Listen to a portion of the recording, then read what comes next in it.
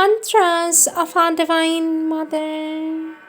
Our Divine Mother says, in the Divine's love, we always find all support and all consolation. When you reach the contact with the Divine's love, you see this love in everything and in all circumstances.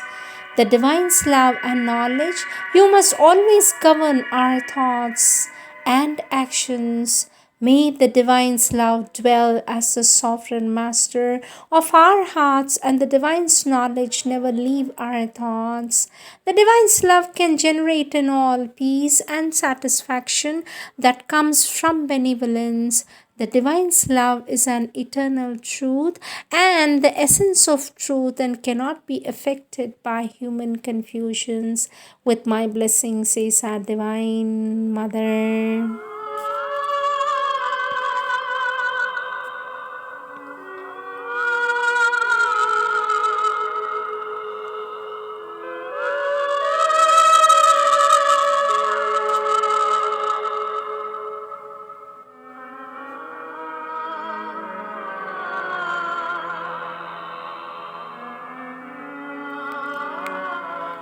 Words of our Divine Mother for the questions asked about the works of our Lord Sri Aurobindo.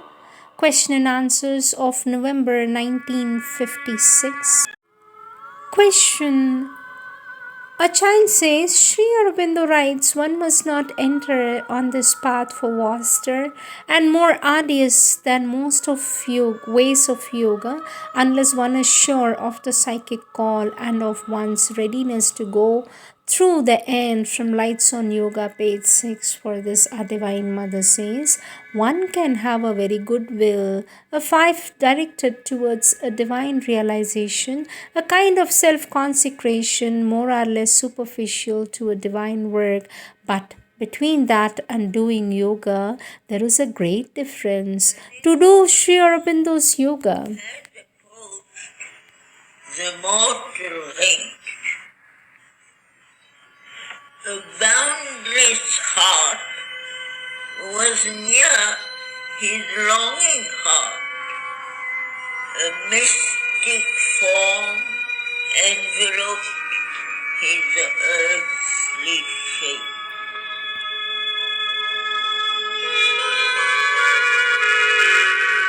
our Divine Mother says to do our Lord Sri Aurobindo's yoga means to ask for an integral transformation, to have one single aim in life so that nothing else exists except that.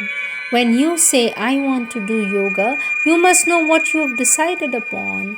To all who come to me and want to enter on this path, says our Divine Mother, to all who come to me and wanted to enter this path, I say, unless I am absolutely sure of them, because it is written in their destiny that they have come here for that, I say always, think over, be quite sure that it is this that you will want, and that you have the inner certainty that it is for this purpose that you have come upon earth.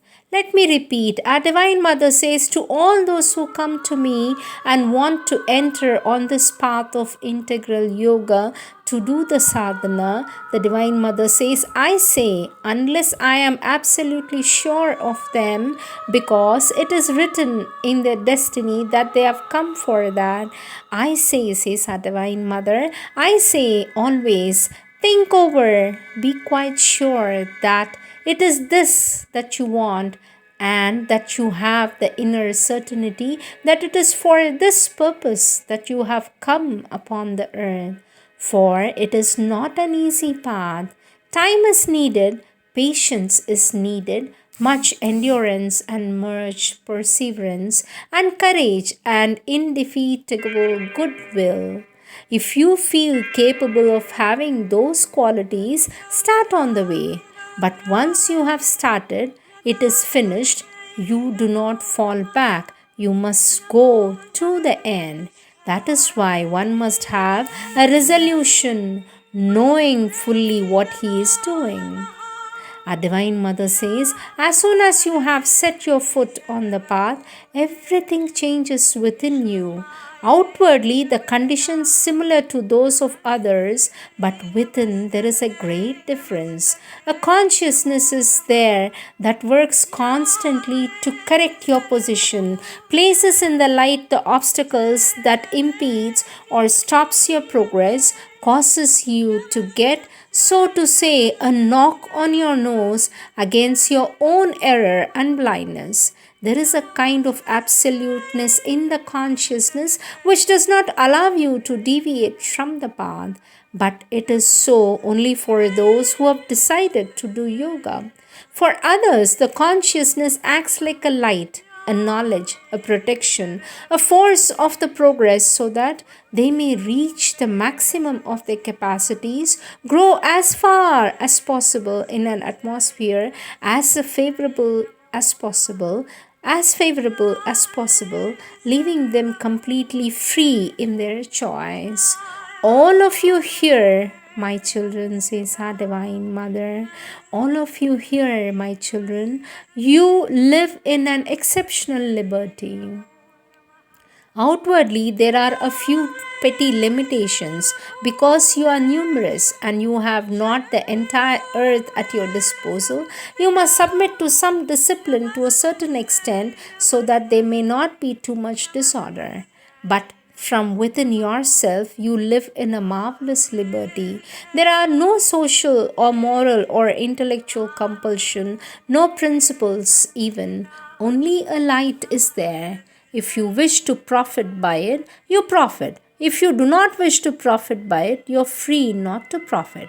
But the day you have made your choice and you have made it in all sincerity, when you felt within you a radical decision, then it is different. There is the light and the way to follow, all straight. There is no turning aside. Yoga is not a joke. When you choose it, you must know what you do. Once you have chosen it, you must stick to it. You have no right to waver. You must go through. I see in your sight a mighty face appear and lips moved by immortal will.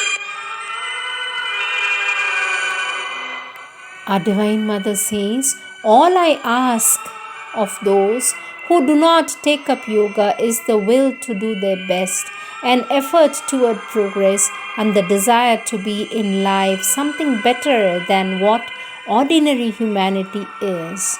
You have grown up, you have developed under condition exceptionally luminous, conscious, harmonious, and full of goodwill. In response to such conditions, be in the world an expression of this light, this harmony, this goodwill. To do this yoga, the yoga of transformation, which is the most arduous of all things, is possible only if you feel that you've come here for that. I mean, here upon earth, that for you nothing else is worth doing, that this is the very reason of your existence. Even if you have to labor, suffer, struggle, it is of no importance, for you want that realization and nothing else. Once you have set your foot on the path of yoga, you must have an iron resolution and walk straight to the goal at any cost. Question: why one stops on the way, one falls back? Is it for the whole of the present life? For this, our Divine Mother says there are different cases, and that depends upon the nature of the falling back. If it is a small falling back, a small stoppage, then you can start again, but it is 10 times more difficult than before. The sadhak says, why? Why, says our Divine Mother? Because it is like that, because you have accumulated the obstacles in you by your slackness and your weakness. All the difficulties that you meet, that you have to conquer, are so many spiritual examinations which you must pass. If you fail in your examination, the next one will become much more difficult. It is a general occult law and none can escape it.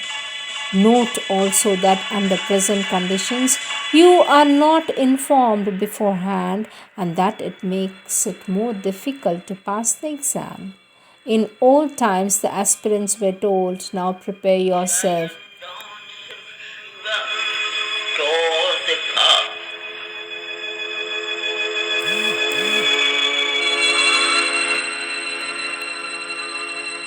But our Divine Mother says, you have now got to go through terrible trials. A man forewarned is worth 10 men, they say. One knew that it was a trial and it made it much easier. At present, it is life itself, the everyday circumstances that are trials that one has to pass. Some feel instinctively that they are in front of a decision that is to be taken, a special effort that is to be made. They make this effort within themselves and they take the step. They have then a much greater force to meet the next trial. On the other hand, if you are blind, ignorant, stupid, or of bad will, instead of accepting the trial that presents itself, you revolt and refuse that you have failed in your exam. On the next occasion, you will have not only to put an effort to surmount the obstacle, you have also to repair the harm you have done to yourself, and naturally, it will be much more difficult. It is better to go forward at any cost and endeavor not to stop too often on the way, for it is easier to continue even if it is hard than to begin once again where you stop. When you are at a critical moment of your self development, when it is absolutely necessary for you to surmount the obstacle in order to advance, then there are always two possibilities. Take the forward step and immediately you make a tremendous progress. Otherwise, you leave it alone and then there happens more a stoppage, even more than a falling back, but it may be a serious downfall into the precipice. There are falls from which one cannot rise again. In that case, it is one fifth loss. Yet, even in such extent cases, if there is somewhere in the being besides the part that has wavered and fallen a blaming flame, and if one is ready for everything, for whatever suffering, whatever endeavor, whatever sacrifice possible to man what has done, to climb back from the bottom of the precipice and find again the way one can do it. That flame is capable of calling down the grace, and with the grace, nothing is impossible. But the flame must be truly mighty, for when one is down at the bottom of the pit, it is not easy to get out of it. If you abandon the path, it is difficult to find it again. What is strange is that if you leave it, you lose it. There are legends to that effect in all countries of people who abandon the path and then seeking it again and have regained it. It is as if it has vanished. When you are on the path, do not leave it. Before you take it, hesitate. You may hesitate as long as you like, but as soon as you do not hesitate, as soon as you have taken it, it is finished. Do not leave it anymore, for that has consequences that may extend even to several lives, and that is extremely grave, says our Divine Mother. These are the words of our Divine Mother.